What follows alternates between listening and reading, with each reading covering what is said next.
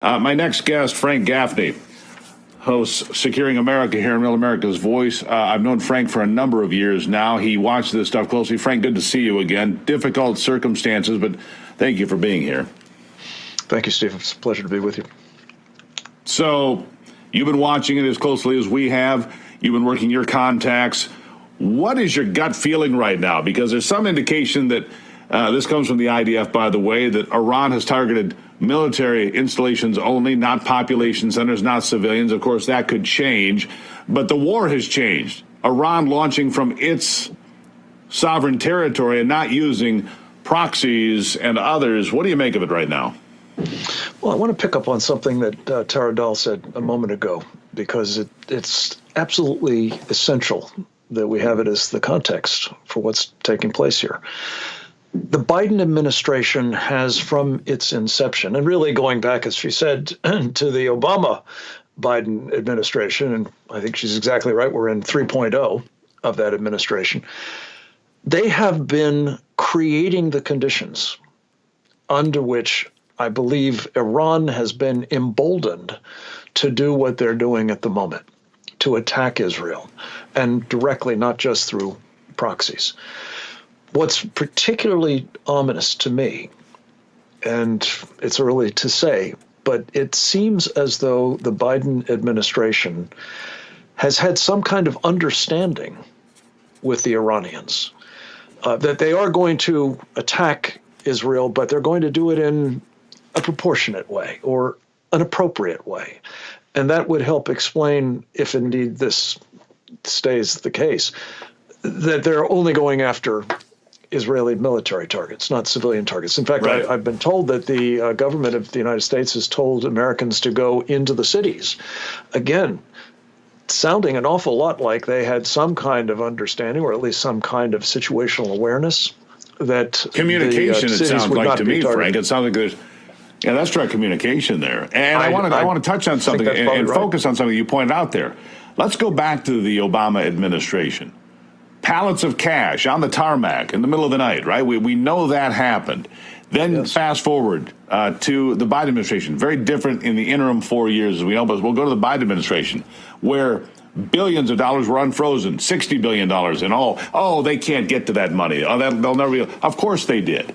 And then more importantly, 2 million barrels per day being sold by Iran to China to further enrich their aspirations to go after Israel. I mean, all of the money, the old adage of follow the money seems to be quite on the money here, doesn't it?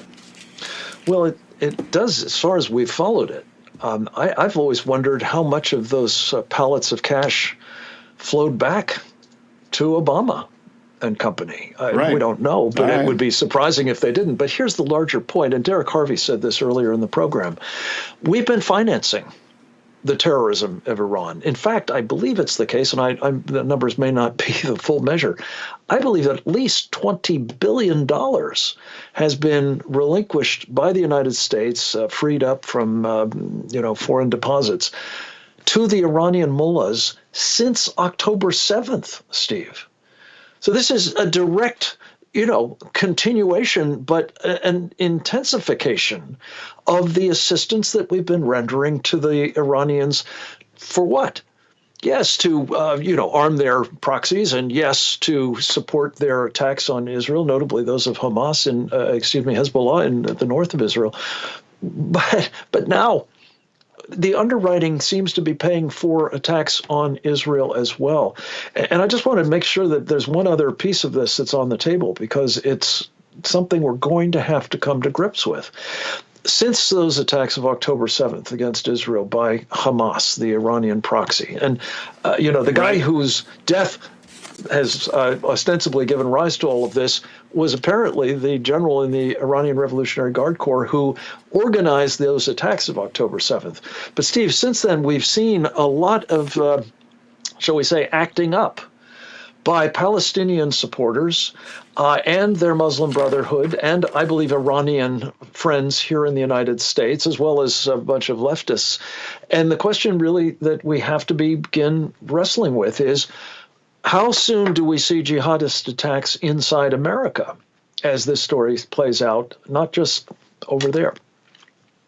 We have to be terribly concerned about that because we know that military-age men from these countries have flown into America unchecked, unvetted, and then unleashed into this country.